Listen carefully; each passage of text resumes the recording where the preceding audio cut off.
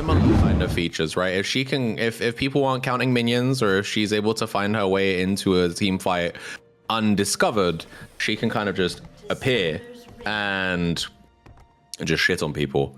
Yeah, I mean, Nico is one of the most annoying champions in the game. If they get allowed to play the game and allowed to do what they do best and go undecided, but it looks like they're going straight on to try and get some poke here with the Diana, but nobody's taking any damage until we see the root from the Nico come out. And yeah, they're going to pay for it here. Unfortunate here for Lyris, takes half his HP just being in the wrong place at the wrong time. I don't even think it's that. I mean, you know, like they know that everyone's in mid lane because they've seen them. Like, bot lane are just free to walk up there. So I've got to ask questions there. No, I agree. Someone in the Twitch chat asked whether or not blue side has damage, and I mean, I think they do. No, surely, right? Oh, I think plenty of damage. I mean, if you've never been subjected to Diana jumping on your head, are you really playing League of Legends? I was gonna say, I think the main issue is, do they have damage at all points in the game, right? Like, so I think the issue here is that if Yone is behind and if Ezreal is behind, then they deal no damage. But if they're at neutral and they get to a certain point in the game, then it shouldn't be a problem. You know, Yone is one of those champions, his damage is kind of multiplicative because he's someone who cares about crit.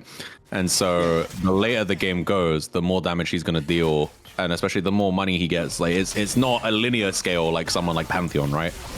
Like, Pantheon will be like, okay, I deal X damage because I have Y AD, and then you up Y by a little bit, and it's just the original. X is just whatever his damage was plus the addition, right? Whereas with someone like a Yone, his will go way higher because he has, like I said, he's more about crit. Same with AD carries, right?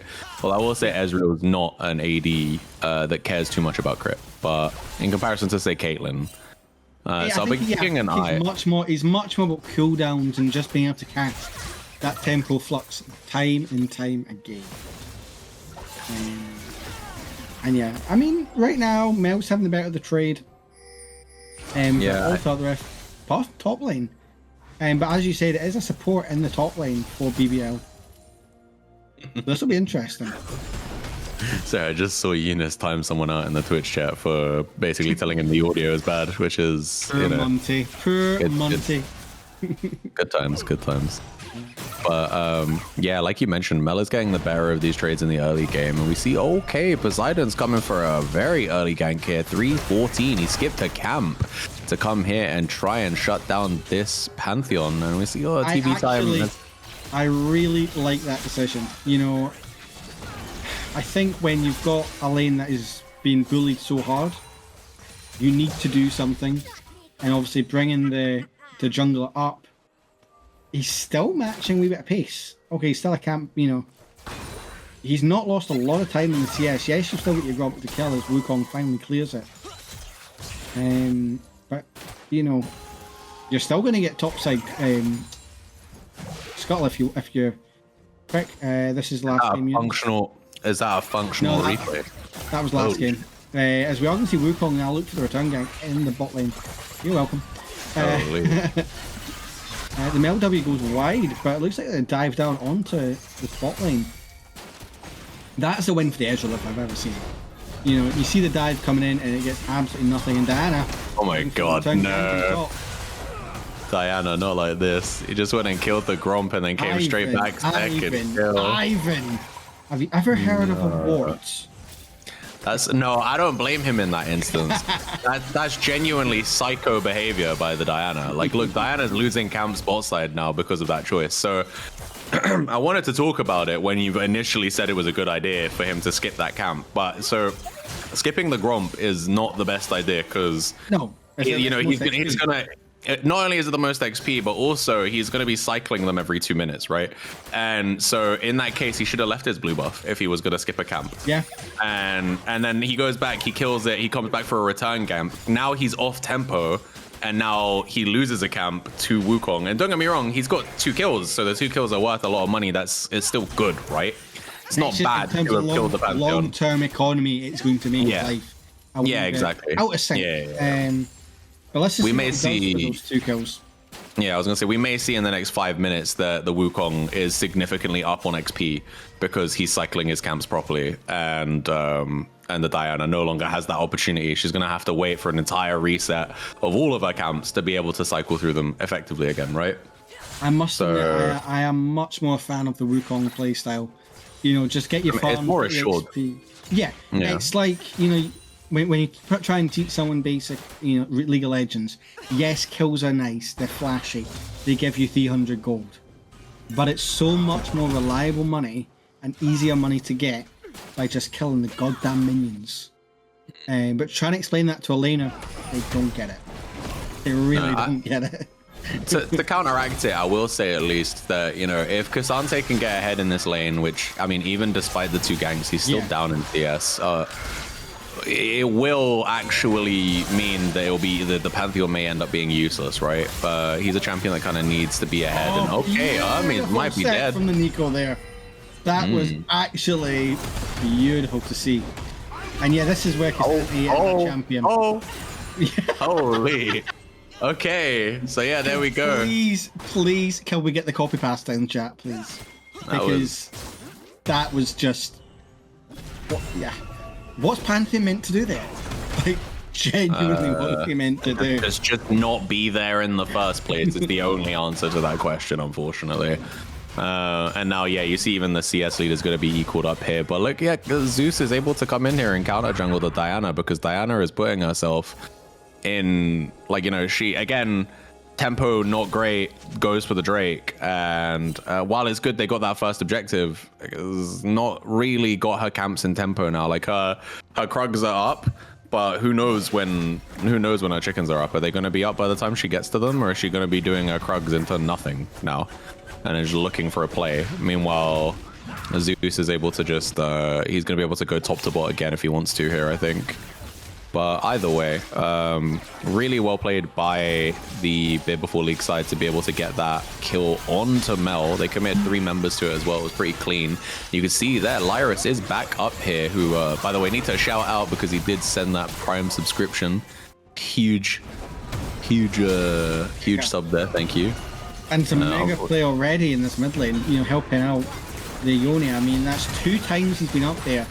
And 2 times they've had to bring reinforcements, and yeah. Dive is going badly here, though. It's a 1-for-1 in, yeah, super unfortunate play there, I think, for MexiGods. They did get themselves the first kill on the board, and it's gonna get, you know, Draco's gonna now have to miss. He's already 10 CS down, and he's gonna miss another wave, and he's gonna miss all that XP. But having Artemis die in the exchange is not great.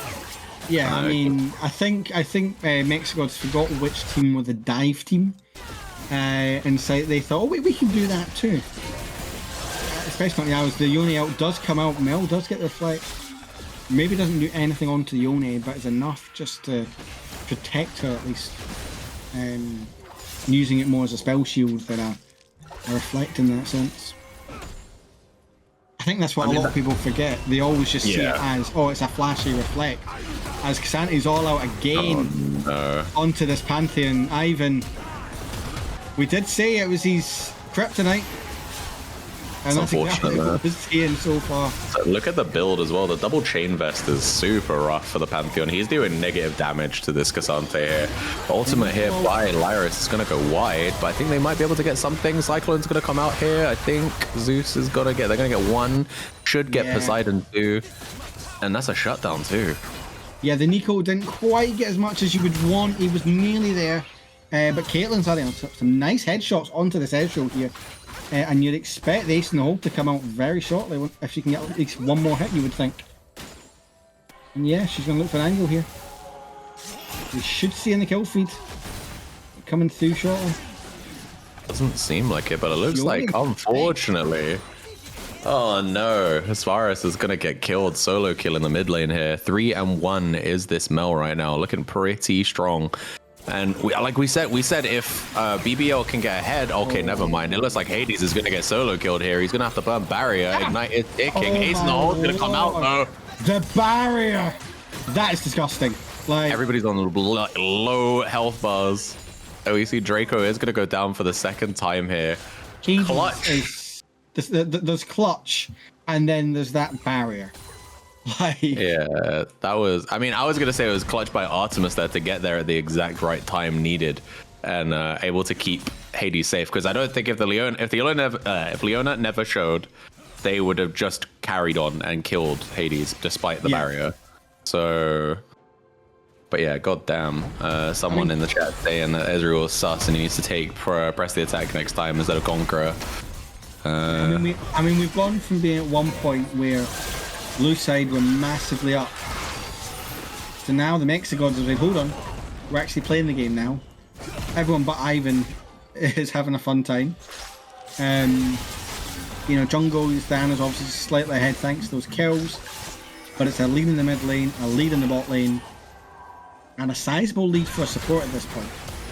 And considering the limited economy they get, a big fight. Yeah, the Nico again completely whiffs. He only tries to get onto the Mel, and we are going to see Poseidon be chased out. This is being fully Poseidon at this, but and yeah, it's just going to fall.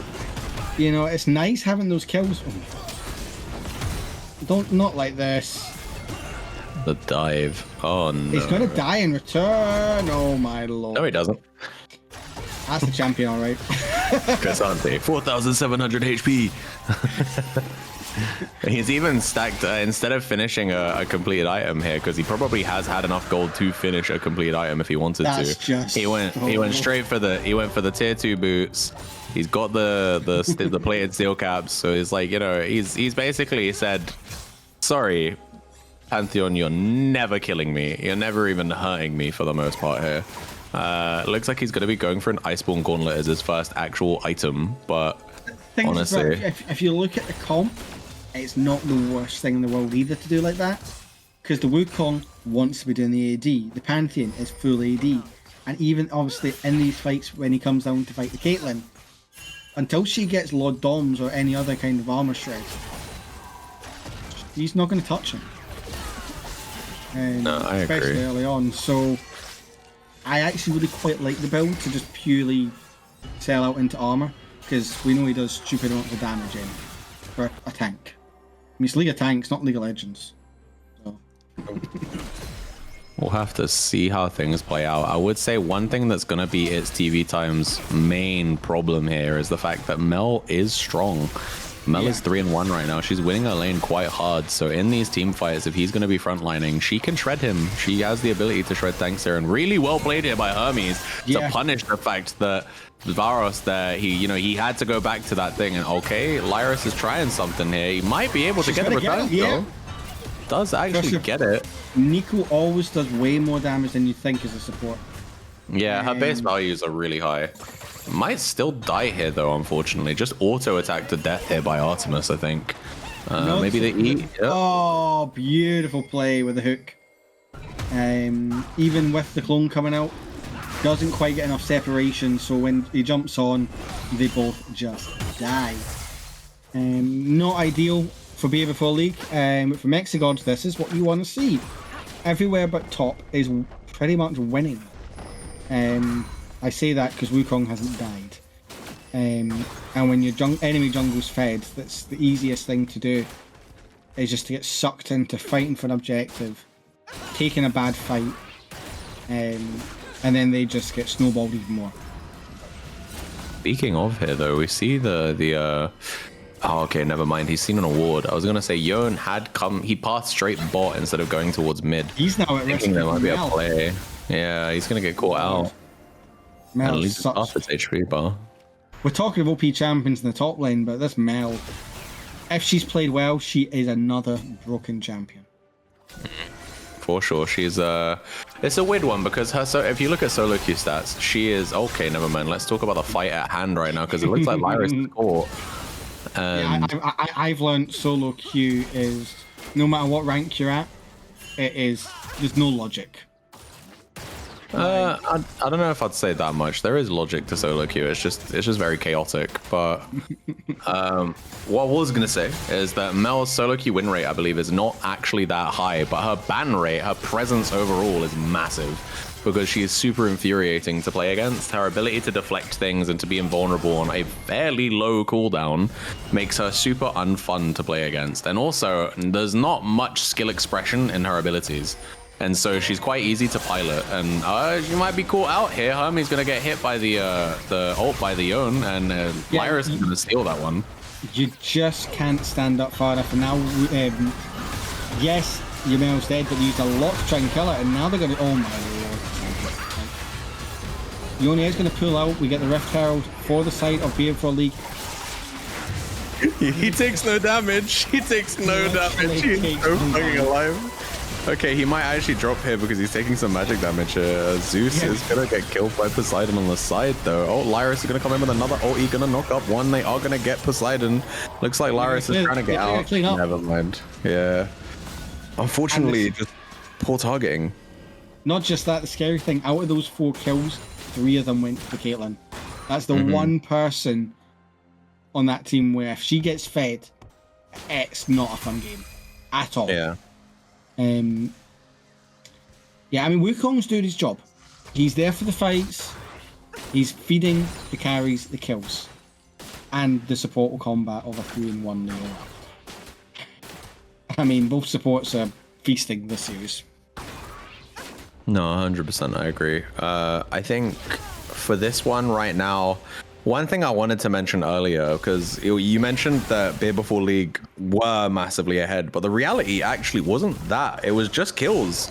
Like, if you looked at the gold, they were only ever up about 2k at max. And, you know, I think the problem is that most of that gold is on the Cassante. So even when they were 2k gold up, if it wasn't including Cassante, they were actually down. I think at the time it was up on the Diana, but even still, because obviously it started off with those 2 kills when they had that significant lead. But now it's kind of flipped on its head. You know, the 2k gold is an advantage of the MexiGods, although they are about to lose first tower here to the second tower. First, that one that they've lost. No, the second one they've lost. Never mind, I'm talking about oh, TP coming out. TP coming out. We're going to see an engage here. Oh. Great Nico. I mean, they are going to lose the dragon, but Yone's going to get 2 with the fate sealed. And yeah, that is just easy cleanups for the Diana, and the Leona has to run away. Double kill for Leona, but also double kill for Mel on the backside of the play. The problem is Cassante, the man with 1,000 dashes, is trying to get onto this Caitlyn. It's an interesting decision. Normally, yes, I agree. You want to get that. Problem is, this Mel is arguably more of a threat, especially to him. So if it was me, I'd be looking to get Mel out first. This is so clean by the Cassante. So he has just played Ivan through a loop right there, using the lack of vision really effectively. He may still get punished here. He's gonna try and dash out, but Mel has really long range, so she might catch him. Yeah, oh, it misses. And oh no! Oh no! That is an equivalent penta for the Mel. Just at really shit timings. Like physically couldn't have gone worse for the Cassante, I think. It was looking so good with a, rigmarole through the jungle, but he just stayed too long in Mel range. I want to see what killed the Ezreal. Was it a deflect on his own ability? Because obviously Mel was targeting the Cassante, so I didn't see her throw anything at the Ezreal, but Ezreal died all the same. Wasn't 100% sure there. What was it? It was 0.5 seconds on the Cassante E to dodge the Mel Q there. Feels bad, man. Yeah, considering the build that the Cassante has right now, he is not well equipped at the moment to deal with the Mel, especially considering how much gold she has. Yeah, he's finally got some magic resist at least, so it'll feel a wee bit better, but this Mel is so accelerated at this point. There is a 3k gold lead in the bot lane right now. Caitlyn is on 9.5k and Ezreal is on 6.3. The difference here in the bot lane is really hard, I think. Hades is massively ahead. And like we said, in the equal fight, if there's no flank angle or anything like that, the range of MexiGods comp is just stronger. So yeah, it's going to be really hard. It's going to be really hard for BBL to be able to get into these team fights, for them to be able to actually contest things if they don't already have control of the area. If they're playing into MexiGods, they should lose every fight going forward. Thing is, no, I think he's caught out. I don't know what he's doing here. He's gonna get collapsed on by 3 people. And do we think that was just a reactionary art where you kind of, you're in a situation, you think, fuck, I'm just gonna smack all the buttons and hope something works, and yeah. But the upside, they might get Atakan off that as long as if they're really quick. Although having Ezreal not there attacking it when you're trying to rush it, not where you want to be. Is Nico's gonna land a nice out. Ezreal kind of looks like he's in 2 minds whether to go help his support, but instead they're just going to leave the Nico as bait, and they're going to get the Atakan for it. That's not the worst case scenario, but you don't like to see 2 deaths, especially when they invest a lot to get those 2 deaths. Yeah, I would say, like, so Atakan is good because it feeds a lot of XP to your team, right? So if you were already down, it can help you out in that instance. But TPing like this is gonna cost you. Having to have your Ezreal body block to make sure you don't die immediately when you hit the map is not the place you want to be if you're Yone right now. He's 1-5 right now, and he's on literally 1 item. When we compare it to other people, like, we've got 2 items across the board on most other players. And yeah, the Yone is having a really difficult time right now. And I think this is where it comes down to which champion that's behind is going to have the most impact as to what wins.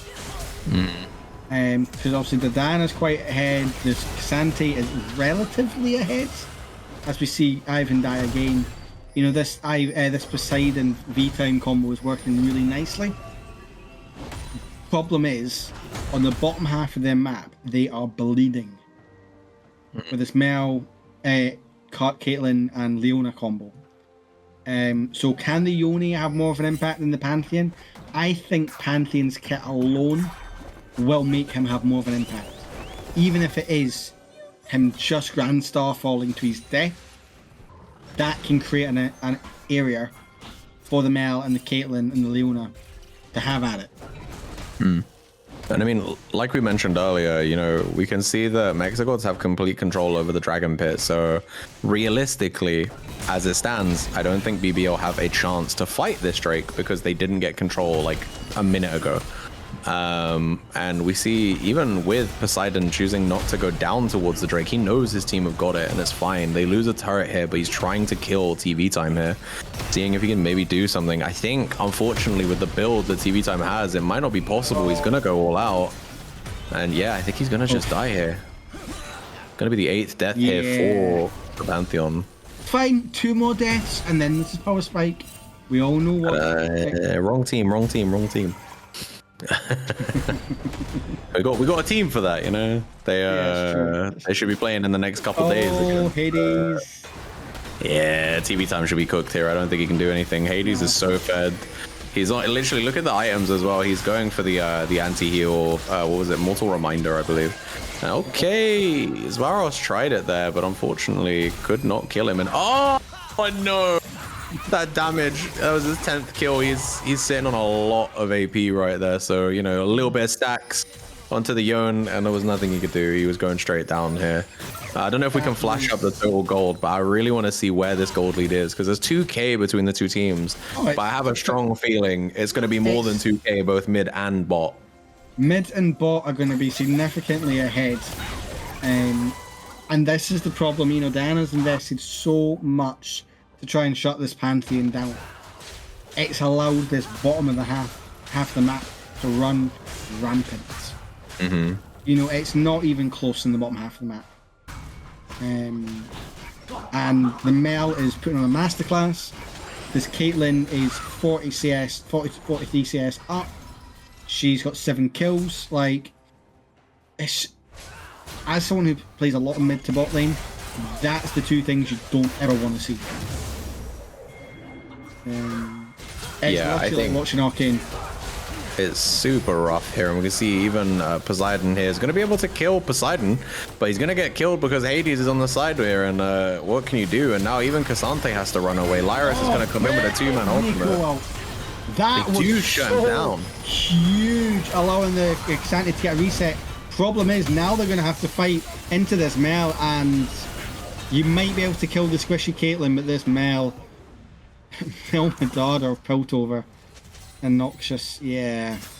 This is her rift. Pretty much now, I think. You know, we've had the Ionian season. We started off with the Noxious season. This is the Mel season. Or at least this game. Hermes is it's a clinic. It's his TED Talk. And I think the thing that sucks especially here for BBL is like you said, they've invested so much into these tanky members, right? Like even Diana has built tanky. She's got Iceborne Gauntlet, and like all of the armor in the world onto the Cassante. But unfortunately, Hades isn't even the primary carry here anymore. I think that when we get to the post game, or at least if we looked at damage right now, I think that the Mel is up there. I think she's probably, if not second, first. No, I think she's top damage easily. You know, the amount of, especially with that execute and all the damage that does. It's between her and the Caitlyn for sure. Oh yeah, no, there's no question there. I'd have Diana third, but I would have Mel and Caitlyn very close. But I mean, look at this Mel build. You've got double burn, shadow flame, and she's working on the defensive item next, which is essential in case she gets jumped on. But she's not going to need it. Yeah, I mean, I think the Zhonya's is going to be invaluable to her because there's loads of like short duration, big kind of impact spells on the side of Beer Before League. Like if you can Zhonya's the Diana ultimate, if you can Zhonya's the Yone ultimate, those are the kind of the main ones, or like the was it All Out, right? If you can Zhonya's there and prevent him from pulling you to fucking Kingdom Come essentially. Those are going to be really big for you. And okay, Artemis is starting a fight here, going to immediately exhaust, and the team are here to back up. I think Diana might die here. If Diana dies, it's free Baron, no? Oh no, the Baron is free regardless, but it always feels bad as the jungler when you're getting jumped on by support like Leona, and you were struggling to get away from her. And then next thing you know everyone's around here for this Baron. And you've got a whole army as Ezreal does try to steal. We see the Nico ult coming in. Can they at least try and clean up a couple of kills? No, they're the ones who are going to be sent packing. Oh my lord. He might have 1,000 dashes. But yeah, this game's done. Like, this Mel and Caitlyn. And kind of under the radar. You know, this Wukong now has 15 assists. Like, we've not talked a lot with that early game of this Wukong. He's just been doing what he needs to do. Yeah. Like, under the radar, feeding his carries, and allowing them to do the heavy lifting. It's a really good game from Kempner. I was gonna say, even look at his build. His build even tells you his exact jump. The day zero effect. The day zero effect. Getting to press smite. We're praising him too much. I forgot to press smite. That is. I mean, to be fair, you know, he didn't even lose smite to a smite. He lost smite to fucking Yone. That is brutal for him there. God damn. Unfortunate for bad man. Unfortunate for Zeus there. God damn. Unlucky, dude. Hold up. Yeah, I'm looking at the stream right now, Yon. Yeah. Cool. Yeah. Eunice, just so you're aware, our stream is cooked. There we go. There we go. Yeah, we're back to normality. I don't know what happened there. Yeah. Ignore the replays for today. I don't think it's worth it anymore. But yeah, god damn, that was a clean steal there by Svaros. But what I was trying to say, before I got so rudely distracted by an insane steal, is you can tell by Wukong's build what he's prioritizing in team fights, right? So traditionally you would want to go for the Black Cleaver second so that you can shred armor with your ultimate, but he's opted to go Sundered Sky, which is to give himself more beefiness in team fights. He knows that his job is to keep Caitlyn and Mel alive and nothing more. Speaking of, Artemis is about to start a fight into 3 people, and they are going to get a massive 2-man Cyclone, and that's just going to be a clean team fight here for the side of MexiGods. They're going to be able to pick up 3, call it 4. First kill on the board for Poseidon. Ivan gets his first kill, boys. Let's go. Ivan gets a kill? Oh, the game's done. Ivan got a kill, baby. Let's get it. Like, it only took him, what, 30 minutes? Hell yeah. Doesn't matter, bro. It doesn't matter when you cross the finish line. All that matters is that you cross the finish line, you know? Go. I think they were feeling bad for him, so they knew the game was over, so they gave him a commiserative kill. But it doesn't matter. We are going to see the side of the MexiGods come through hell and high water. And after what looked like a horrific start, they pulled it back.